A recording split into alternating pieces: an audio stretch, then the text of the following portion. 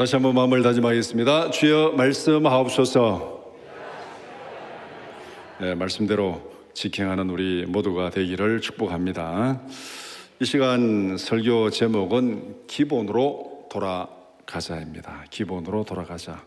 이 시간은 2024년을 보내고 또 25년을 맞이하는 시간입니다. 송구 영신 예배인데 세상이 너무나도 어수선합니다.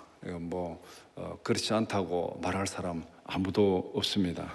세상이 어수선하고 혼란스러운 때일수록 기본으로 돌아가는 것이 맞습니다. 정말 이 혼란하고 어수선할 때 우리가 뭐를 해야 되겠는가? 아마 여러분들 많은 분들 일이 제대로 손에 잡히지 않을 것입니다. 제가 요새 같아서는 휴대폰이 없었으면 좋겠다 그런 생각입니다. 휴대폰이 없었으면 좋겠다.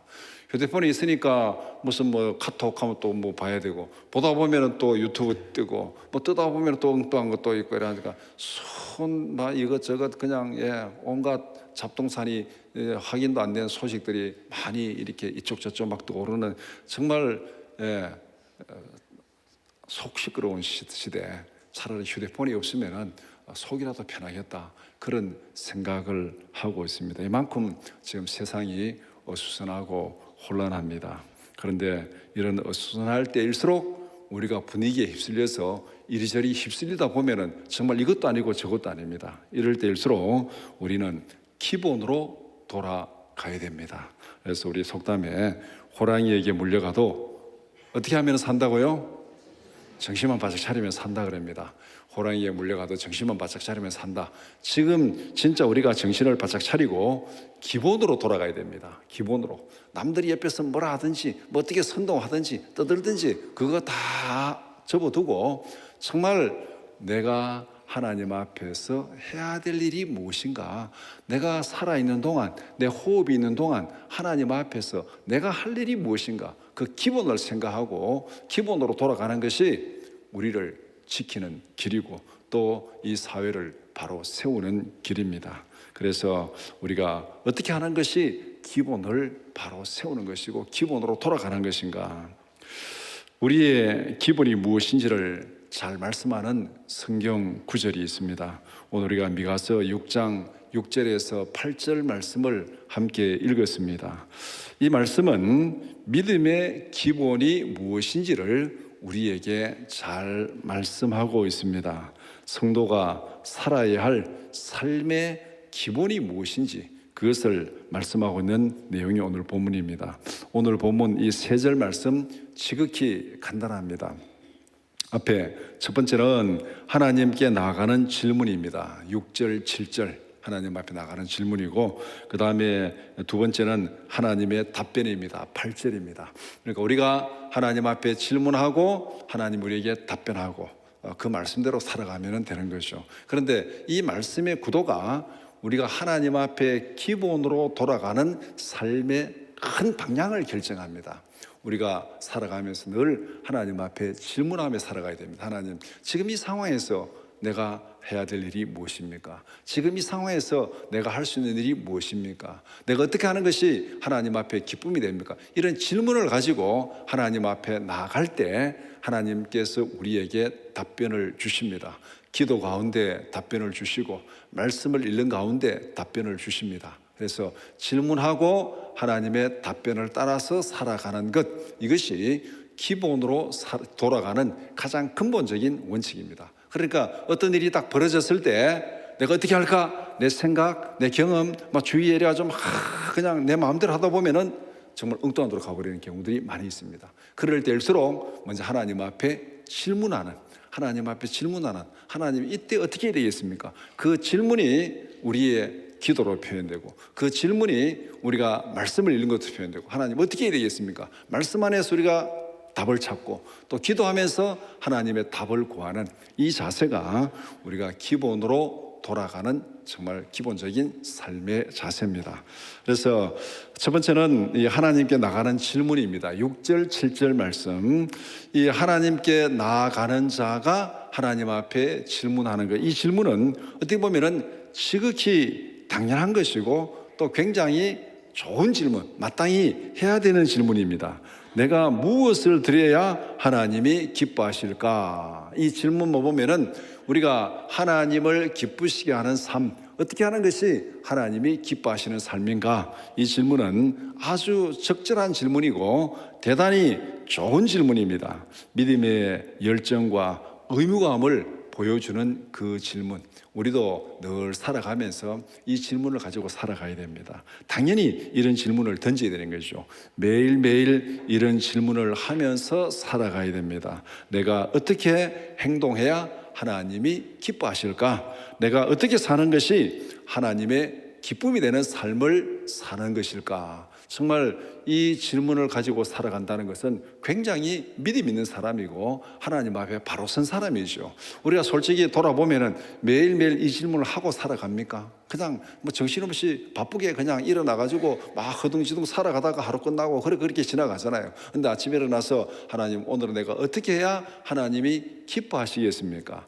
오늘 하루의 삶 어떻게 사는 것이 하나님이 기뻐하시는 삶이 되겠습니까? 이 질문을 가지고 살아간다는 거, 이거 보통이 아닙니다. 그 질문대로 살아갈지 안 살아갈지는 모르지만은 일단 이 질문을 가지고 살아간다는 것은 내가 지금 가는 방향을 하나님 앞에서 점검하고 바로 가고자 하는 그런 마음 자세가 여기에 나타나 있습니다.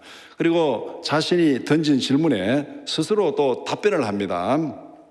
이 6절에 질문을 던지고 뒤에 이제 6절, 7절에 답변을 하는데 그게 답변의 내용이 크게 두 가지입니다.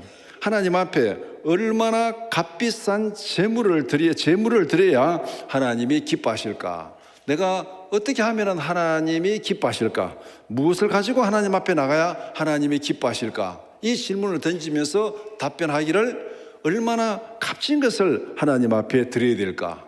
그래서 제물로 1년 된 송아지, 1년 된 송아지는 성경에 나타난 제물 중에서 그래도 제일 아주 좋은 값비싼 제물이죠. 그리고 또 내 맏아들을 드릴까? 아니면은 내 몸의 열매를 드릴까? 이것은 정말 내 삶에서 가장 값지고 가장 소중한 것, 얼마나 값진 것을 하나님 앞에 드려야 될까? 이 질문을 던지고 있습니다. 어떻게 보면은 하나님께서 아브라함에게 이삭을 드리라고 요구를 했잖아요. 아마 그걸 염두에 두면은 내 맏아들 이것도 될 수도 있고, 아니면은 또 이게 잘못되면은 그 이방 풍습 가운데 자녀들을 제물로 드리는 그런 또 이게 타락한 그런 종교적인 우상 숭배도 있는 거죠. 그러나 이것을 어떻게 해석하든 간에 이 마음의 중심은 뭐냐면은 내가 가장 귀하게 생각하는 것, 가장 값지게 생각하는 것, 그것을 하나님 앞에 드리면 하나님이 기뻐하실까? 이 질문인데 여기에 핀트가 하나 안 맞는 게 있습니다. 뭐가 안 맞느냐면 하나님이 값지게 생각하는 것하고 내가 하나님 앞에 값지다고 생각하는 것, 이 핀트가 기본적으로 안 맞는 거예요. 이 안 맞는 게 이제 8절에서 나타나지만은 우리가 생각할 때 하나님 앞에 값진 것을 드린다고 할 때 우선 떠오르는 것이 1년 된 송아지, 내 맏아들, 내 몸의 열매, 이거는 내게 굉장히 값지고 소중한 건데 사실은 따져보면은 하나님은 그게 값지다고 말하지 않습니다. 그게 값지다고 말하잖아요. 그러니까 우리가 질문을 던지고 하나님 앞 답변하고 이것이 하나님의 뜻일 거야 하고 살아가면서 우리가 범하는 잘못이 뭐냐면은 하나님의 생각과 전혀 엉뚱한 내 생각대로 내가 생각할 때 이것이 맞을 거야, 그래 살아가는 경우들이 굉장히 많다는 겁니다. 그 다음에 또 하나는 얼마나 많은 것을 드려야 되는가. 하나님 앞에 드릴 때 가장 값진 것, 그 다음에는 얼마나 많은 것을 드려야 되는가. 천천의 수양 만만의 강물 같은 기름, 이거는 많은 양을 말하고 있죠. 그럼 우리가 이 세상에서 일반적으로 생각할 때 가장 중요한 건 이 두 가지잖아요. 가장 값진 것, 그 다음에 많은 것, 많이 드린 것. 이게 우리가 사실 원하는 거잖아요. 우리가 원하는 거는 가장 값진 것을 원하고 그 다음에 많은 것을 원하는 것. 부자가 되기를 원하는 거는 많은 것을 원하는 거잖아요. 인간적인 관점에서 보면은 이 답변은 굉장히 맞습니다.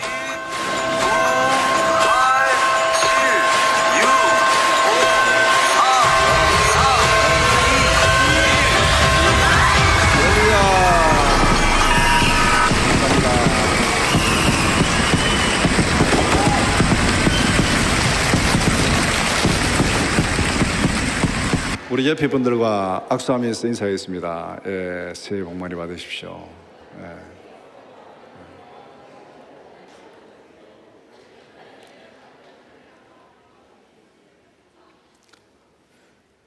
예, 설교를 30분도 하는 건 아니고 2년째 하고 있습니다 지금. 예, 계속 하겠습니다. 예, 하나님 앞에 내가 어떤 것을 가지고 가야 하나님이 기뻐하실까? 그 질문에 내가 스스로 답변하기를 하나님 앞에 내가 가장 소중한 것, 가장 값진 것, 또 하나님 앞에 많은 것, 이걸 드리면은 하나님이 기뻐하실까? 그렇게 답변하고 있습니다.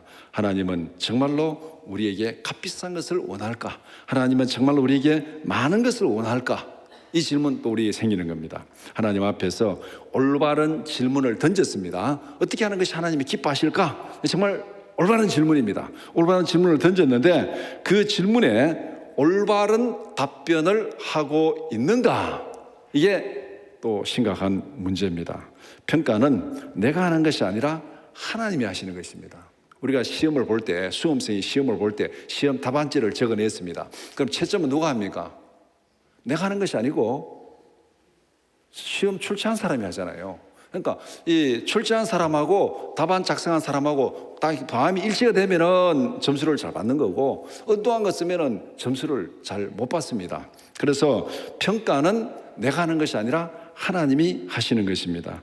아무리 올바른 질문을 던져도 그 질문에 답변을 엉뚱하게 하면은 그것은 좋은 점수를 받을 수가 없습니다. 그래서 인생에 방향을 잡지 못한 것 같습니다. 방향을 잘못 잡으면은 아무리 열심히 해도 열심히 하는 것만큼 손해를 보는 거죠.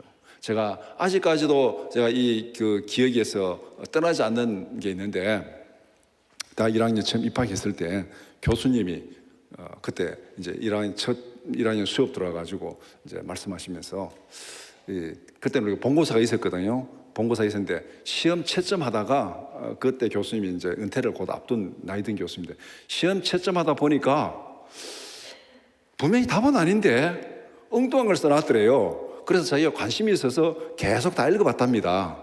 내용이 뭐냐면은 뭐뭐는 철부지 뭐뭐는 방랑자, 그걸 쭉 써놨더래요. 이게 뭐냐 싶어서 계속 읽어봤대요. 자기가 다 읽어보니까 마지막에 가지고 죄송합니다, 내년에 다시 오겠습니다.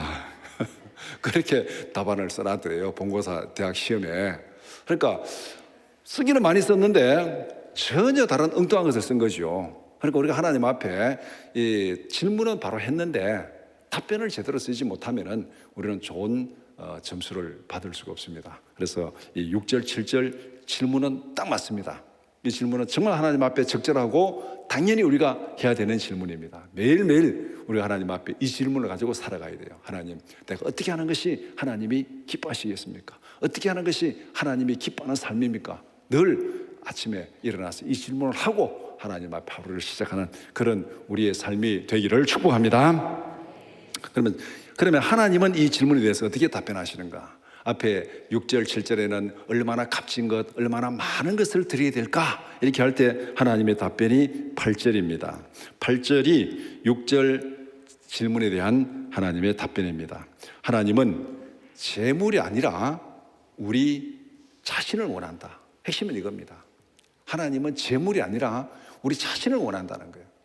질문할 때 얼마나 값진 것, 얼마나 많은 것, 내가 가진 것 중에서 얼마나 값진 것, 얼마나 많은 것을 드리면 하나님이 기뻐하실까? 이런 관점에서 질문을 했는데 하나님의 답변은 그거 필요 없고 너가 가진 거 그거 필요 없고 너 자신을 원한다.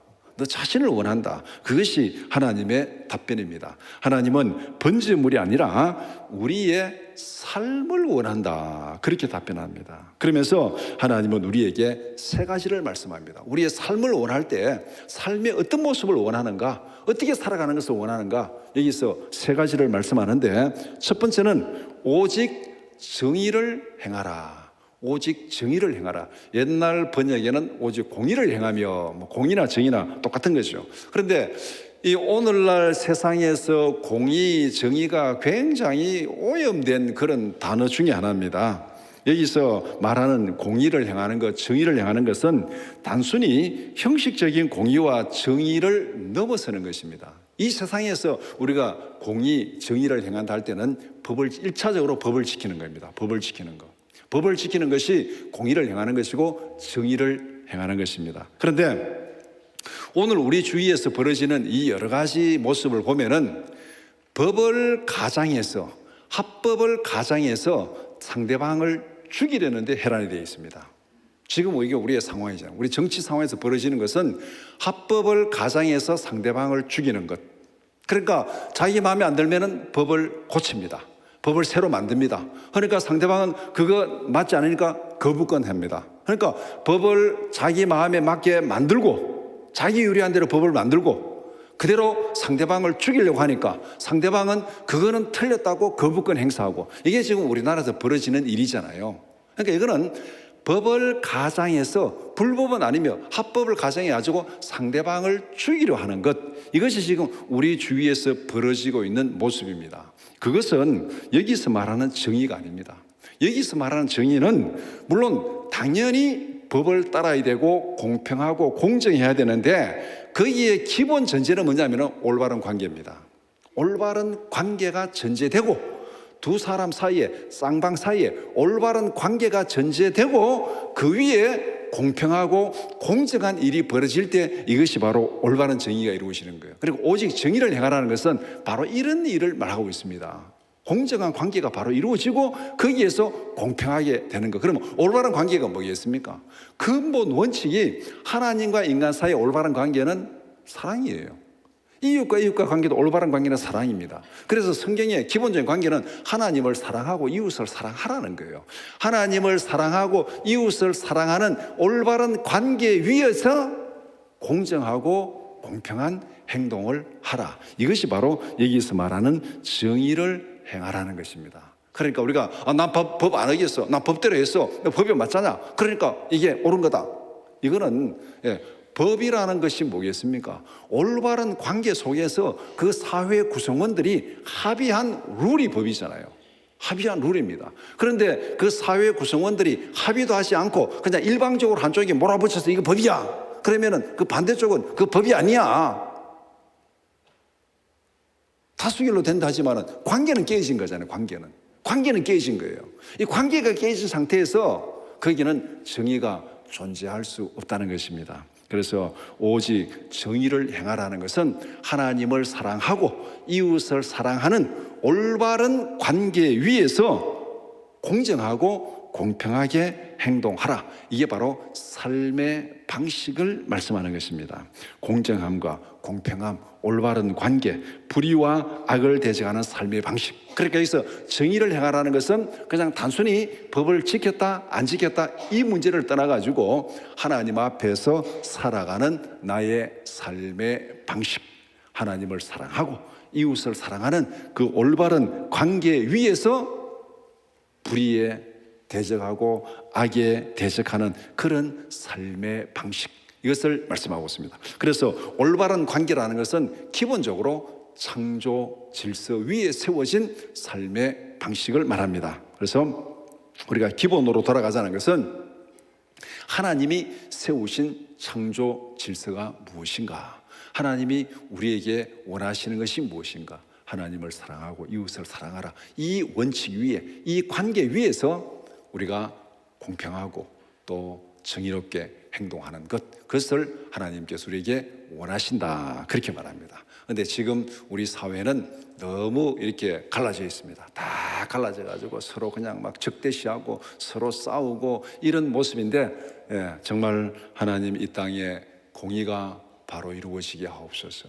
사람과 사람 사이에 관계가 회복되고 거기에서 공평하게 살아가는 그런 정의가 이루어지게 하소서. 하나님 우리의 원하시는 첫 번째 이겁니다. 첫 번째가 이거. 그 다음에 두 번째는 인자를 사랑하라. 여기서 인자를 사랑하라는 이 말의 핵심은 바로 희생적인 사랑입니다. 희생적인 사랑. 여기서 인자는 언약적인 사랑을 말하고 있습니다. 언약적인 사랑. 언약적인 사랑은 자기를 희생하는 사랑. 언약적인 사랑의 핵심은 예수 그리스도의 십자가 사랑입니다. 새 언약의 근거에서 하나님께서 독생자를 보내시고 자기 생명을 우리를 위해서 내어주신 사랑, 이것이 바로 언약적 사랑의 핵심입니다. 그러니까 하나님이 약속하셨고 그 약속을 지키기 위해서 자기가 손해가 되더라도 그 약속을 지키는 사랑, 그것이 바로 언약적 사랑의 핵심입니다. 그래서 우리가 아직 죄인 되었을 때에 하나님께서 우리를 위해서, 예수께서 우리를 위해서 죽으심으로 우리를 향한 자기의 사랑을 확증했다, 그렇게 말하고 있습니다. 그러니까 이것이 바로 인자를 헤세드의 언약적 사랑을 사랑하라, 언약적 사랑을 사랑하라, 이 말씀인데, 이 하나님은 언약에 신실하신 분입니다. 약속에 신실하시는 분입니다. 하나님의 사랑은 언약에 근거한 사랑입니다. 언약에 근거한 사랑. 하나님이 약속했으니까 그 약속대로 지키시는 거예요. 그 약속대로 이스라엘을 애굽에서 구원하셨고, 그 약속대로 독생자를 보내시고, 그 약속대로 십자가에 죽으시고 우리를 구원하신, 그러니까 하나님은 그 약속을 지키기 위해서 엄청나게 자기가 손해본 거죠. 자기 생명을 내어준 거예요, 약속을 지키기 위해서. 근데 오늘 우리는 어떻습니까? 살아가다가 좀 내가 손해본다 싶으면 뭐 약속 언제 했냐고, 약속 다 뒤집어버리고 그냥 언제 그렇게 약속했냐고 뒤집어버리고 자기 유익을 따라서 가잖아요. 그러니까 이거는 인자를 사랑하는 것이 아니라는 것입니다. 우리가 사랑을 실천하되 약속에 근거해서 그 사랑을 실천하는 것, 이것이 바로 진실한 약속, 이웃을 사랑하는 것입니다. 그래서 새 언약에 근거한 그리스도의 사랑을 생활 속에서 실천하는 것, 예수님께서 우리를 위해서 약속에 근거해서 십자가에서 죽으시고 생명을 내어주셨듯이 그 예수님의 사랑을 우리의 삶 속에 실천하라는 겁니다. 자기가 손해보더라도 예수님을 믿음으로, 또 예수님의 말씀에 순종함으로 그 사랑을 실천하라. 그것이 바로 인자를 사랑하라. 그러니까 언약적 사랑을 사랑하라.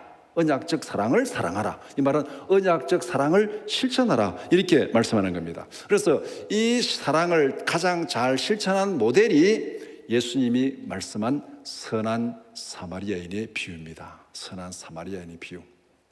그러니까 한 사람이 이 예루살렘에서 여리고도 내려가다가 강도를 만나서 거의 죽게 되었습니다. 거의 죽게 됐는데, 지나가다가 제사장도 그냥 지나가고 레위인도 그냥 지나가고, 그런데 이방인 사마리아 사람이 지나가다가 그 강도 만나 죽게 된 사람을 구출해가지고 구원해 주었습니다.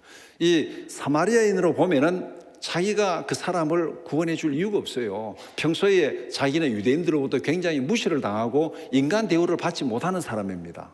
어떻게 보면은 유대인에 대해서 많은 반감이 있고 원한이 있고 상처가 있는 사람이에요. 그러니까 그 유대인이 옆에서 지금 강도 만나 죽게 되면은 너 잘 됐다, 너도 한번 그래 당해봐라, 우리가 얼마나 힘든지 아냐, 그렇게 하고 지나갈 수 있습니다. 근데 앞에 제사장도 지나가고 레위인도 다 지나갔어요. 자기에게 손해가 될까봐 그냥 지나간 겁니다. 그런데 사마리아인은 그거 따지지 않고 자기가 차별받은 거, 자기가 무시당한 거, 자기가 손해될 거 따지지 아니하고 그 사람을 구원해주고, 그 다음에 주막에 가서 또 치료를 부탁하고 나중에 돈이 더 들면은 내가 올 때 그 치료비를 주겠다고.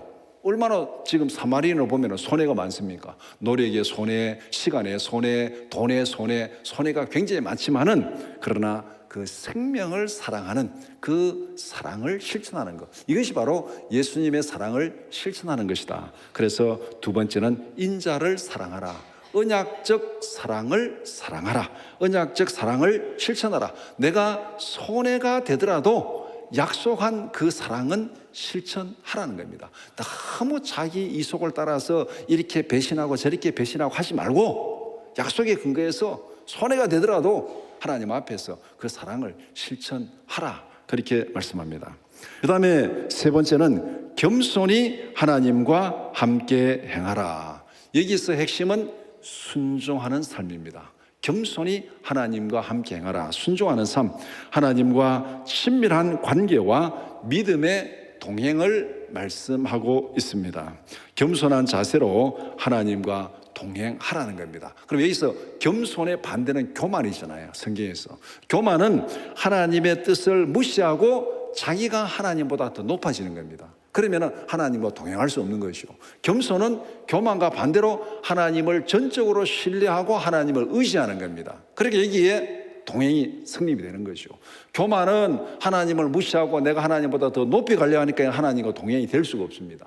겸손은 전적으로 하나님을 신뢰하고 의지하니까 하나님과 동행이 되는 것이죠. 그래서 동행의 구체적인 방법은 매일매일 기도하면서 말씀으로 묵상하고 말씀을 따라 살아가는 것, 이것이 하나님과 동행하는 것입니다. 그렇게 보면 앞에 6절에서 제기한 질문이 맞다는 겁니다. 이 질문은 당연히 있어야 될 질문입니다. 어떻게 하는 것이 하나님을 기쁘게 하는 삶이겠습니까? 정말 어떻게 하는 것이 하나님을 기쁘게 하는 삶이겠습니까? 이 질문에 답변을 얻기 위해서는 우리는 매일매일 하나님 앞에 기도해야 되고, 이 질문에 답변을 얻기 위해서는 우리는 매일매일 하나님의 말씀을 묵상해야 됩니다. 그러니까 하나님과 동행하는 구체적인 방법은 매일 기도하면서 매일 말씀을 묵상하면서 하나님 어떻게 하는 것이 하나님이 기뻐하는 것이겠습니까? 이 답을 찾아가면서 살아가는 것, 이것이 하나님과 동행하는 것입니다. 그래서 성경에 하나님과 동행하는 대표적인 사람, 여러 사람이 있겠지만은 구약에 두 사람을 꼽을 수 있습니다.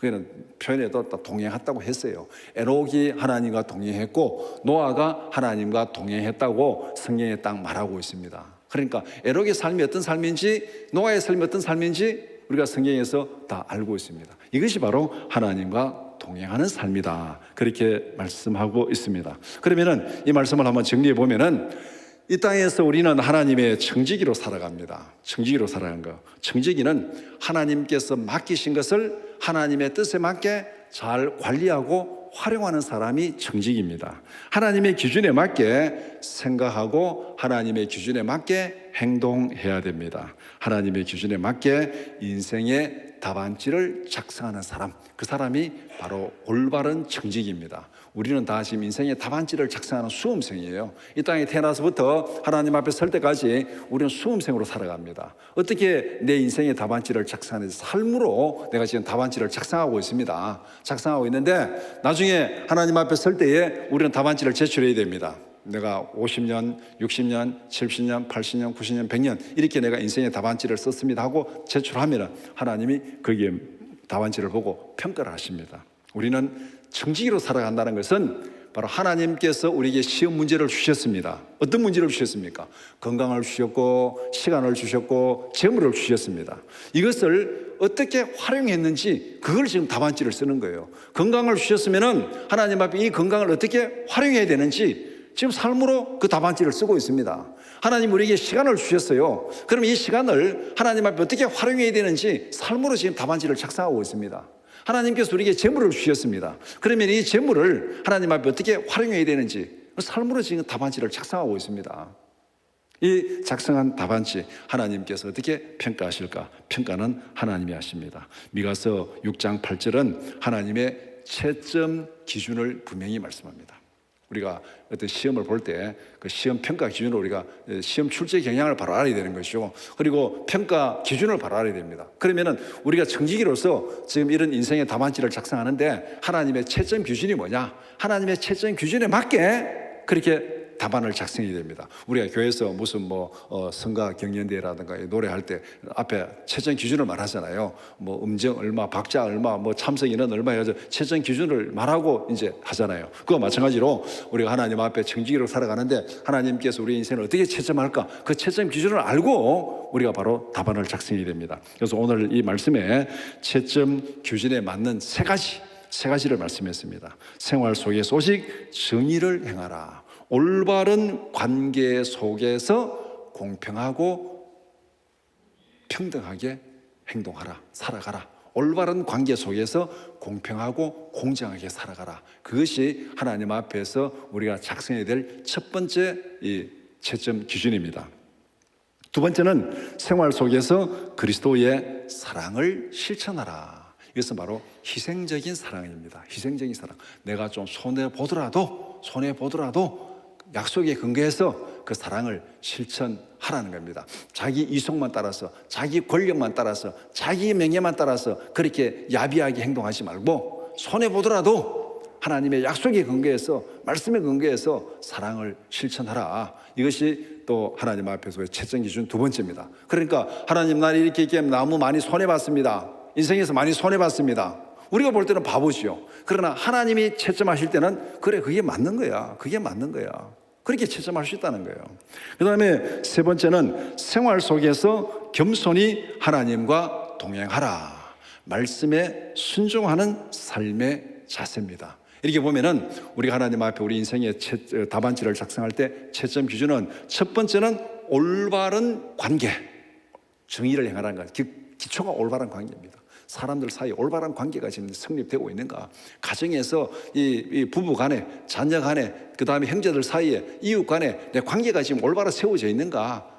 만나면 싸우고 막 이게 원수 맺고, 이거는 하나님 앞에서 일단 기본 채점 낙방입니다. 그 하나님과 다른 사람 앞에서 그냥 이렇게 이웃과 가족 원수를 맺고 뭐를 한들 하나님 그거 기뻐하지 않는다는 거예요.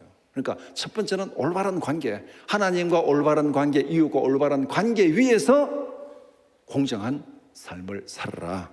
두 번째는 희생적인 사랑, 자기가 손해보더라도 말씀에 근거한, 약속에 근거한 사랑을 실천하라. 세 번째는 말씀에 순종하는 삶, 교만하게 나대지 말고 겸손하게 하나님의 말씀에 순종하는 삶, 그것이 하나님께서 우리에게 보여주신 채점 기준입니다.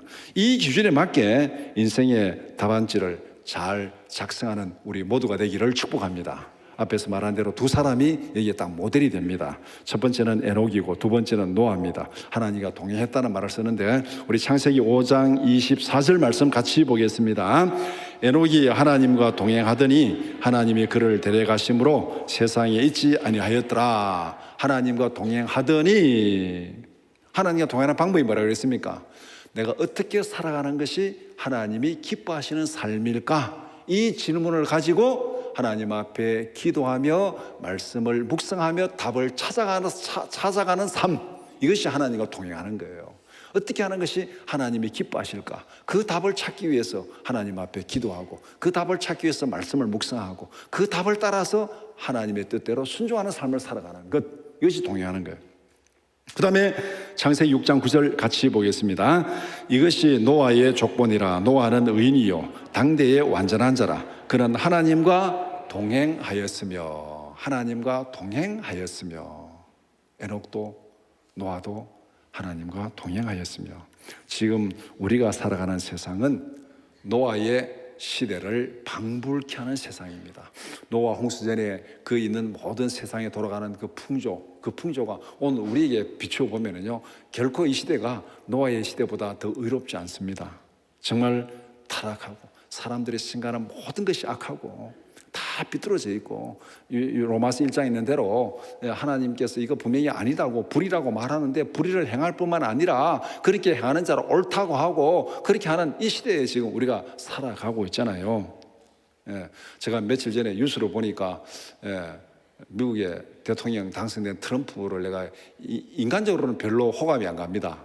그런데 속 시원한 말을 한마디 했더라고요. 자기가 취임하면은 첫날 딱 선포할 게 있대요. 그거는 이제 그 어떤 단체에서 하는 연설에서 트럼프가 그렇게 얘기했어요. 자기가 취임하면은 첫날 딱 공포할 게 있다는 겁니다. 이 세상의 성은 남자와 여자밖에 없다. 그러니까 자기가 취임하면은 첫날 딱 선언할 거래요. 미국에서 피시주의, 무슨 뭐 차별금지법, 워크, 이거 다 틀린 거다, 이거. 성은 남성과 여성밖에 없다. 이거 자기의 취임 첫날 선언할 거라고 그렇게 딱 말하더라고. 아우, 속이 시원하다. 우리가 하나님 앞에서 어떻게 하는 것이 하나님과 동행하는 것이고, 지금 이 시대가 어떤 시대인지, 이게 지금 말이 안 되는 이런 시대에 우리가 지금 살고 있습니다. 2025년 새해에는 세상이 어수선하고 세상이 혼란스럽지만은, 그러나 이 타락한 세상에서도 에녹처럼 노아처럼 겸손히 하나님과 동행하는 우리 모두가 되기를 축복합니다.